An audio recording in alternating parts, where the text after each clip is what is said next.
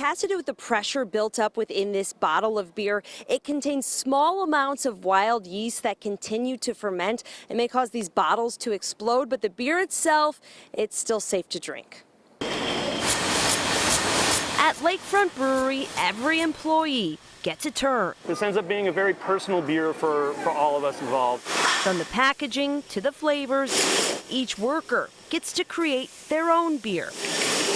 Last month, Andy Youngworth finally got his chance. I had to twist a few arms around here in order to have the opportunity to make a kettle sour beer. The Kettle Sour Cherry My Turn Junk beer became his pride.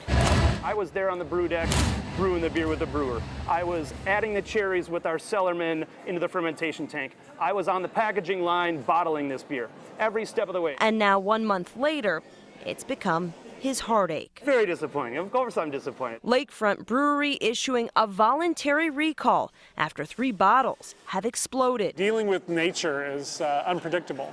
The beer contains a small amount of wild yeast from the cherries it was brewed with. Where that wild yeast continues to eat the sugars and continues to output CO2 and alcohol, and it builds pressure within the bottles. No one has gotten hurt or formally complained.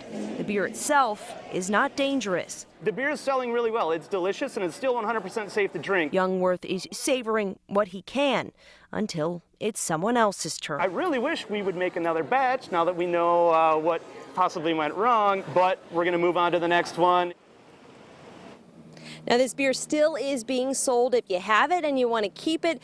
The key is to refrigerate it. If you throw it out, before you do, you want to take a picture of this back label here and send it to Lakefront Brewery and you'll get a refund. Reporting live at Lakefront, Ashley Sears, Fox 6 News.